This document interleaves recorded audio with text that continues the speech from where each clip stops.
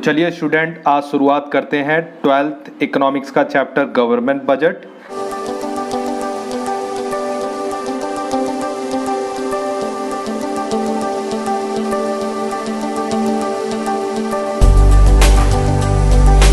Budget होता क्या है स्टूडेंट? बजट बहुत ही नॉर्मल है, जैसे कि हम अपना खुद का एक घर का बजट बनाते हैं कि हमारी इनकम इतनी है और उस इनकम से हम जो खर्चा करने वाले हैं, तो इनकम और एक्सपेंस इन दोनों के रिकॉर्ड को मेंटेन करना वो हमारा बजट कहलाता है। लेकिन चैप्टर का नाम है गवर्नमेंट बजट, तो इसका सिंपल सा इनडायरेक्टली मतलब ये हुआ कि गवर्नमेंट के पास जो भी पैसा आएगा वो गवर्नमेंट वहां पे खर्चा दूसरी जगह खर्च करेगी। सिंपल सा मीनिंग है, it is the estimates of the government receipts and government expenditure during the period of a financial year. मतलब ये हुआ कि गवर्नमेंट एक साल के अंदर जितना भी पैसा उसे मिला और जितना उसने खर्च किया उसका रिकॉर्ड करना ही क्या कहलाता है? बजट। सिंपल सी बात है, यहां पे मैं लिख रहा हूं कि एक नोट है जिसमें लिखा है in India budget is presented by the finance minister of India. Finance minister कौन है? सीतारमण। इससे पहले जो फाइनेंस मिनिस्टर इंडिया के जो थे वो थे अरुण जेटली, राइट। तो गवर्नमेंट बजट कितने टाइप्स के होते हैं? बजट कितने टाइप के होते हैं अगर बेसिकली देखा जाए तो एक होता है सिटी बजट, राइट। छोटी छोटी सिटीज जो होती हैं उनके हम बजट बनाते हैं। उसके बाद आता है स्टेट बजट, जैसे यूपी, बिहार, दिल्ली, जो छोटे छोटे से अलग अदर स्टेट्स हैं उनका बजट बनाया जाता है, राइट। और एक बजट है उसको हम कहते हैं यूनियन बजट, और या फिर उसको हम कहेंगे सेंट्रल बजट। तो जो इंडिया का जो एक बजट पास होता है एनुअली उसका नाम है यूनियन बजट, जिसको हम सेंट्रल बजट भी कह सकते हैं या इसको हम एनुअल बजट भी कह सकते हैं, करेक्ट। तो इनके कई नाम हैं। तो गवर्नमेंट बजट के पेपर में ये बहुत ही इंपॉर्टेंट चैप्टर है। पहले तो आपको ये चीजें ये चैप्टर अच्छे से पढ़ना है। और इस चैप्टर में आता है आपके पास objective of the government budget. कोई भी एक ऑब्जेक्टिव पेपर में पूछा जाता है और ये रिपीटेड है, कई बार पूछा गया है। तो मेन ऑब्जेक्टिव्स क्या है? फर्स्ट इसका पॉइंट है इकोनॉमिक स्टेबिलिटी, यानी कि गवर्नमेंट क्या चाहती है? इकोनॉमिक स्टेबल करना चाहती है। और जब भी ये मार्क्स आता है मोस्टली 3 मार्क्स का पेपर में पूछा जाएगा, राइट। तो 3 मार्क्स के लिए ये हेडिंग्स आपको अच्छे से एक्सप्लेन करनी होंगी, जिसमें दूसरा पॉइंट है ग्रोथ इन जीडीपी। जीडीपी का ग्रोथ, यानी कि अगर हम गवर्नमेंट पर बजट लेके आते हैं तो उसका मेन पर्पस क्या होता है? जीडीपी में ग्रोथ करना, इकोनॉमिक को स्टेबिलिटी बनाना, या हम बैलेंस रीजनल ग्रोथ, या सबसे ज्यादा जो इंपॉर्टेंट पॉइंट जो पूछा जाता है एग्जाम में, वेरी इंपॉर्टेंट, वो है अलोकेशन ऑफ रिसोर्सेज। यानी कि गवर्नमेंट कौन कौन से रिसोर्सेज ढूंढती है जहां पर उसके पास पैसा आए और उसको उस चीज में इन्वेस्ट करें। जैसे कि मैं यहाँ पे क्लीन इंडिया मिशन, वो भी एक अलोकेशन ऑफ रिसोर्सेज का एक एग्जांपल हो गया, जहां पे गवर्नमेंट एक पॉलिसी चलाती है और उस पॉलिसी के तहत गवर्नमेंट के पास पैसा आता है और उस पैसे को गवर्नमेंट अदर सेक्टर या उसी सेम सेक्टर में इन्वेस्ट करती है, राइट। और दूसरा पॉइंट, लास्ट पॉइंट है, वो है आपके पास एम्प्लॉयमेंट अपॉर्चुनिटी। यानी कि गवर्नमेंट बजट का एक सबसे बड़ा टॉपिक ये भी है कि बजट में गवर्नमेंट ये भी देखती है कि कितने लोगों को एम्प्लॉयमेंट मिलेगा, राइट। तो सबसे इंपॉर्टेंट जो पार्ट यहां पे आता है कि बजट कितने टाइप्स के होते हैं। स्टूडेंट्स, बजट सिर्फ 2 ही तरीके के होते हैं, एक गवर्नमेंट बजट और एक होता है रेवेन्यू बजट, सॉरी, और दूसरा है एक्सपेंडिचर बजट। रेवेन्यू बजट 2 तरीके के होते हैं, पहला है रेवेन्यू रिसीट्स, दूसरा है कैपिटल रिसीट्स। अदर मैं बात करूंगा तो वहां पे रेवेन्यू एक्सपेंडिचर और कैपिटल एक्सपेंडिचर, ये बहुत ही इंपॉर्टेंट है। वीडियो को पॉज करके आप इस चीज को नोट डाउन कर सकते हैं।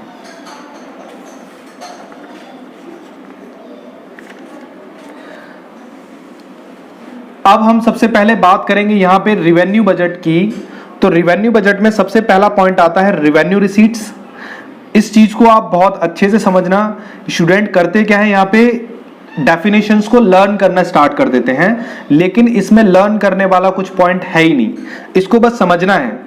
इसमें क्या है, it is those receipts which neither create liability nor reduce asset. It means government के पास क्या हो रहा है स्टूडेंट, पहले रिसीट्स, यानी कि गवर्नमेंट के पास पहले पैसा आएगा और फिर गवर्नमेंट उस चीज को खर्च करेगी। तो अभी मैं बात सिर्फ रिसीट्स की कर रहा हूं, यानी कि पैसा आ रहा है, और ये पैसा किस तरीके से आ रहा है, देखो, नाइदर क्रिएट लाइबिलिटी, ना तो उससे कोई लाइबिलिटी क्रिएट हो रही है और ना ही उससे एसेट रिड्यूस हो रहा है। फॉर एग्जाम्पल ही मैं समझाऊंगा। एग्जाम्पल है स्टूडेंट, जैसे टैक्स रिसीट्स। गवर्नमेंट जो टैक्स लेती है वो दो तरीके के टैक्स होते हैं, एक होता है डायरेक्ट टैक्स और दूसरा होता है student indirect tax. Direct tax हमारे कहां पे लगता है, इनकम पे, आपको पता होना चाहिए। डायरेक्ट टैक्स लगेगा आपकी इनकम पे, और इनडायरेक्ट टैक्स का सबसे इंपॉर्टेंट जो बढ़िया एग्जांपल है वो है आपका जीएसटी, राइट। जीएसटी, तो यहां पे ये दो तरीके के टैक्स होते हैं जो गवर्नमेंट के पास हम पे करना पड़ता है। दूसरी चीज है हमारे पास non tax receipts. Non tax receipts के बहुत सारे एग्जांपल हैं, मैं आपको वन बाय वन समझा देता हूं। पहला यहां पे आता है फीस, जो हम स्कूल या ट्यूशन फीस या कुछ भी फीस जो पे करते हैं वो नॉन टैक्स रिसीट्स होता है, वो डायरेक्ट गवर्नमेंट के पास नहीं जाता। डोनेशंस जो होता है, मतलब गवर्नमेंट के पास जाएगा लेकिन वो नॉन टैक्स रिसीट्स कहलाएगा, राइट। दूसरा होता है डोनेशंस, तीसरा होता है फाइन। अब ये फाइन का एग्जांपल क्या हो गया स्टूडेंट, आप लोगों को जैसे पता होगा कि ट्रैफिक चालान जो कटते हैं, मान लो ट्रैफिक का आपने रूल्स फॉलो नहीं किए, आपका चालान कट गया, राइट, उसके बदले में आपको एक फाइन भरना पड़ा। तो उस फाइन भरने से क्या आपको स्लिप पे ये चीज मेंशन की जाती है कि ये पैसा कहां पे इन्वेस्ट किया जाएगा? जी नहीं। तो उसका मतलब क्या हुआ कि गवर्नमेंट वहां पे neither create liability nor reduce asset, ये सेम कंडीशन बता रहा है, ना तो वो लाइबिलिटी क्रिएट कर रही है ना ही उसका एसेट रिड्यूस हो रहा है। तो वो पैसा किसके तौर पे चला गया, फाइन में चला गया। और इसके अलावा एक लास्ट एग्जांपल है, वो है income from sale of spectrum like 2G और 3G। 2G स्पेक्ट्रम और 3G स्पेक्ट्रम आप बखूबी इस चीज को जानते होंगे, राइट। तो उसके बाद अब हमारे पास लास्ट जो, जैसे 2G होता है कोल, ठीक है, 3G जो होता है हमारे पास इंफ्रास्ट्रक्चर, जो कम्युनिकेशन सेक्टर जो आते हैं वो इन्हीं सेक्टर में जोड़ा जाता है। फिर उसके बाद आता है हमारे पास कैपिटल रिसीट्स। कैपिटल रिसीट्स का मतलब यहां पे भी गवर्नमेंट के पास पैसा आ रहा है, लेकिन डेफिनेशन चेंज हो गई। क्या डेफिनेशन में चेंजेस आए हैं? It is those receipts which either create liability और रिड्यूस एसेट, यानी कि यहां पर आपकी लाइबिलिटी भी क्रिएट कर रहे हो और साथ ही साथ आपका एसेट भी रिड्यूस होगा, जैसा कि पहली डेफिनेशन में नहीं बोला गया था।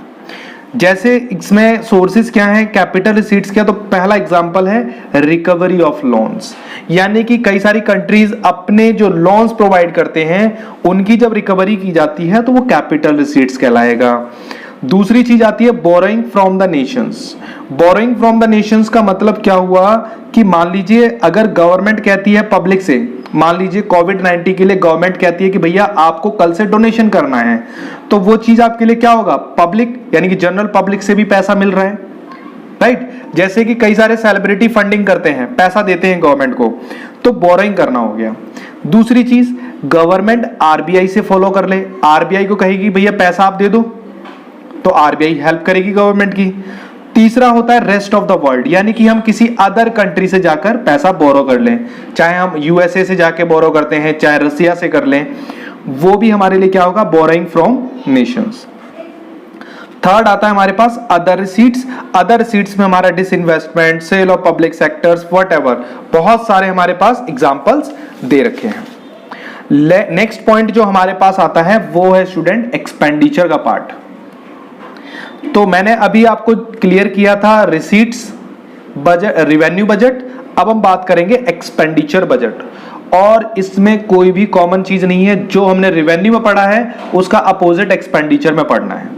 सबसे पहला पॉइंट है आपके पास रेवेन्यू एक्सपेंडिचर, और रेवेन्यू एक्सपेंडिचर का मतलब है it is those expenditure of the government which neither create asset nor reduce liability. वहां पर लाइबिलिटी और एसेट का चेंजेस आता था, यहां पर एसेट और लाइबिलिटी का चेंजेस है।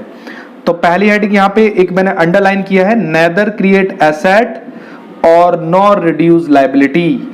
फॉर एग्जाम्पल का मतलब समझो पहले इसका, कि मान लो अगर मैं गवर्नमेंट हूं और अगर मान लो मुझे अपने एम्प्लॉय को सैलरी देनी है तो मैं अपनी जेब से दूंगा या अपने प्रॉफिट से?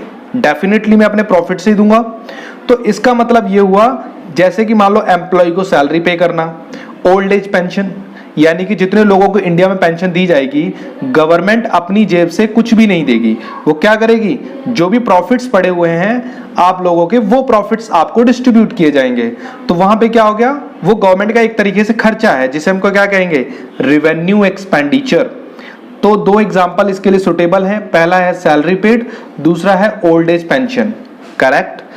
और नेक्स्ट जो डेफिनेशन है वो है कैपिटल एक्सपेंडिचर, और कैपिटल एक्सपेंडिचर में हम स्टूडेंट पढ़ेंगे, it is those expenditure of the government which heads to create asset reduce liability. बिल्कुल अपोजिट हो गया पिछली वाली डेफिनेशन का, वहां पे नेदर वाला पार्ट था, यहां पे क्या है, क्रिएट एसेट और रिड्यूस लायबिलिटी। फॉर एग्जाम्पल अगर आप एक्सपेंडिचर करते हो land and buildings, for example जैसे मान लो कि मैं मान लो इंडिया में एम्स हॉस्पिटल अगर खोला जाता है तो वहां पर आपका एसेट क्रिएट होगा, लायबिलिटी भी रिड्यूस होगी, क्योंकि बिल्डिंग बनाने से काम नहीं चलेगा, वहां पे डॉक्टर्स भी लाने हैं, फिर उसकी मेडिसिन भी अरेंज करना है, तो वो सारा का सारा कैपिटल एक्सपेंडिचर में आएगा। और इसमें बेस्ट एग्जांपल अगर आप लेना चाहते हो कैपिटल एक्सपेंडिचर का, तो करंटली इंफॉर्मेशन आपको दे दूं, वो है डिफेंस इक्विपमेंट जो हम परचेज कर रहे हैं। जैसे कि मान लीजिए सुखोई विमान जो इंडिया ने परचेज किया, करेक्ट, तो वो इंडिया में जो इक्विपमेंट्स आएगा वो कैपिटल एक्सपेंडिचर हो गया। जैसे कि मान लीजिए इंडिया में और भी कई सारे जो इक्विपमेंट्स अभी खरीदने के लिए जो प्लानिंग हो रही है, तो वो सारी की सारी चीजें, जैसे राफेल आ गया इंडिया में, तो वो सारी की सारी चीजें कैपिटल एक्सपेंडिचर में आएंगी। या फिर आप कह सकते हैं एक्सपेंडिचर ऑन परचेजिंग कंप्यूटर, तो ये भी आपका कैपिटल एक्सपेंडिचर का ही एग्जाम्पल है। आई होप कि ये 4 टॉपिक आपको क्लियर हुए होंगे। एग्जाम में स्टूडेंट आपसे कुछ डिफरेंसेस जरूर पूछे जाते हैं, जैसे कि revenue, receipts and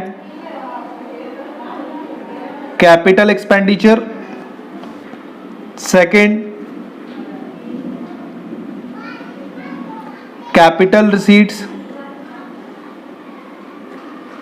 and revenue expenditure. ये एग्जाम्पल, ये क्वेश्चंस डिफरेंसेस पूछे जाते हैं, और एग्जाम में डिफरेंस के जो पैटर्न होता है वो 3 मार्क्स का आता है, यानी कि 3 मार्क्स के पूछे जा सकते हैं। तो आपको करना क्या है स्टूडेंट, जब भी आप ये वीडियो देखेंगे तो आपको वीडियो को पॉज करके पहले इनकी डेफिनेशंस और एग्जाम्पल नोट डाउन करने हैं। नेक्स्ट हम स्टार्ट करते हैं मेजरमेंट ऑफ गवर्नमेंट डेफिसिट। यानी कि गवर्नमेंट डेफिसिट एक तो होता है, देखो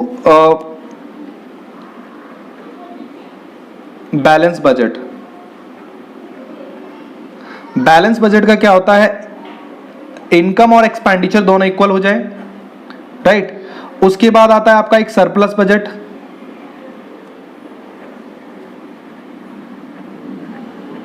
और तीसरा होता है आपका डेफिसिट बजट। और डेफिसिट बजट का एग्जाम में न्यूमेरिकल जरूर पूछा जाता है।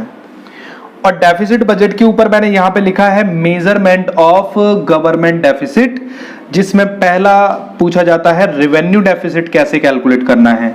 तो रेवेन्यू डेफिसिट का फॉर्मूला है revenue expenditure minus revenue receipts. एक बार फिर बताता हूं, रेवेन्यू डेफिसिट का फॉर्मूला है revenue expenditure minus revenue receipts. दूसरा हमारे पास फॉर्मूला आता है फिस्कल डेफिसिट, और फिस्कल डेफिसिट का फॉर्मूला है student total expenditure minus total receipts excluding borrowing. तो बोरोइंग को आपको इसमें एक्सक्लूड करना है। और यहां पे टोटल एक्सपेंडिचर कैसे निकलता है, टोटल एक्सपेंडिचर के लिए स्टूडेंट 2 एक्सपेंडिचर होते हैं, एक रेवेन्यू एक्सपेंडिचर और कैपिटल एक्सपेंडिचर, दोनों को ऐड करना है तो टोटल एक्सपेंडिचर मिल जाएगा। और टोटल रिसीट्स निकालने के लिए रिवेन्यू रिसीट्स और कैपिटल रिसीट्स दोनों को ही ऐड कर देंगे तो आपको मिल जाएगा टोटल रिसीट्स। दोनों को माइनस करना है, फिस्कल डेफिसिट मिल जाएगा। करेक्ट। और लास्ट जो पॉइंट है वो है आपके पास प्राइमरी डेफिसिट, और प्राइमरी डेफिसिट का आपके पास फॉर्मूला है fiscal deficit minus interest payment. और फिस्कल डेफिसिट स्टूडेंट हम ऑलरेडी कर चुके हैं ऊपर। फिस्कल डेफिसिट हमें ऑलरेडी पता होना चाहिए, और फिस्कल डेफिसिट की वैल्यू जब यहां पुट कर दोगे तो आपको सिर्फ इंटरेस्ट ऑन पेमेंट माइनस करना होता है। उसके लिए मैंने एक क्वेश्चन यहां पे रखा है जो मैं कैलकुलेट करके आपको बताऊंगा। तो यहां पे क्वेश्चन क्या है, पहले मैं क्वेश्चन आपको समझा देता हूं। पूछ रहा है कि फिस्कल डेफिसिट और प्राइमरी डेफिसिट कैलकुलेट करके लाइए, और उसके लिए आपको कुछ चीजें गिवन है। For example revenue expenditure given है, बोरिंग गिवन है, revenue receipts and interest payment, जिसके बारे में बोला गया है 25% ऑफ रिवेन्यू डेफिसिट। आ जाइए जरा इस पॉइंट पे, मैं इस चीज को नीचे कैलकुलेट करता हूं 1 by 1। आप इस चीज को थोड़ा फोकस करेंगे स्टूडेंट। तो सबसे पहली चीज आपसे दो चीजें पूछी गई हैं। मैं यहां पे निकालता हूं रिवेन्यू डेफिसिट,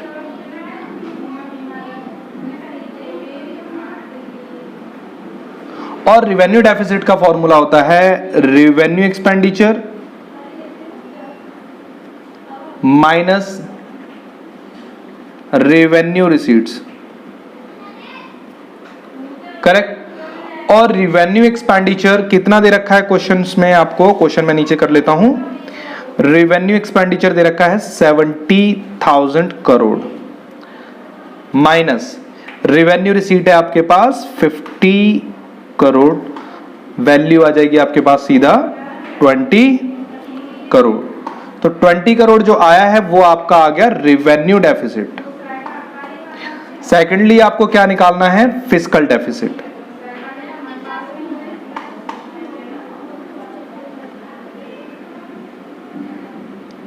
फिस्कल डेफिसिट का फॉर्मूला क्या बोला है आपको, फिस्कल डेफिसिट की कोई वैल्यू नहीं है, लेकिन आपको बोला है फिस्कल डेफिसिट अगर नहीं दे रखा, अगर सिर्फ आपको बोरोइंग दे रखी है, वही आपका क्या माना जाएगा, फिस्कल डेफिसिट। और बोरोइंग की वैल्यू कितनी है 15,000 करोड़। और लास्ट में आपको फॉर्मूला में क्या पूछा गया है, प्राइमरी डेफिसिट। प्राइमरी डेफिसिट का फॉर्मूला है fiscal deficit minus interest payment. Fiscal deficit की वैल्यू आपके सामने ऊपर है 15,000 माइनस इंटरेस्ट पेमेंट के लिए आपको स्पेशली बोला गया है 25%। देखो ये बोला गया 25% ऑफ रेवेन्यू डेफिसिट, और रेवेन्यू डेफिसिट की वैल्यू कितनी है 20,000, और 20,000 का 25% अगर आप निकाल देंगे तो वैल्यू आ जाएगी 5,000। तो आपका कैलकुलेशन निकालेंगे तो इसकी आ जाएगी वैल्यू 10,000 करोड़। ये आपका प्राइमरी डेफिसिट आ गया। तो इसी तरीके से आप बाकी के जो क्वेश्चंस हैं न्यूमेरिकल वो आप ट्राई करेंगे। और जो वेरी इंपॉर्टेंट बात जो बता रहा हूं मैं आपको, कि वीडियो जब आप चलाएंगे तो इससे सबसे पहले आपको वीडियो को पॉज करके सारी चीजें नोट डाउन करनी है। और अगर आपको इस चैप्टर के प्रॉपर नोट्स अगर आपको और चाहिए तो मैं डिस्क्रिप्शन में आपको अपना व्हाट्सएप नंबर शेयर कर दूंगा, और उस पर आप मुझे कमेंट या मैसेज जरूर कर सकते हैं। मैं वहां पर आपको एक एज अ पीडीएफ आपको इस चैप्टर के नोट्स प्रोवाइड कर दूंगा। राइट।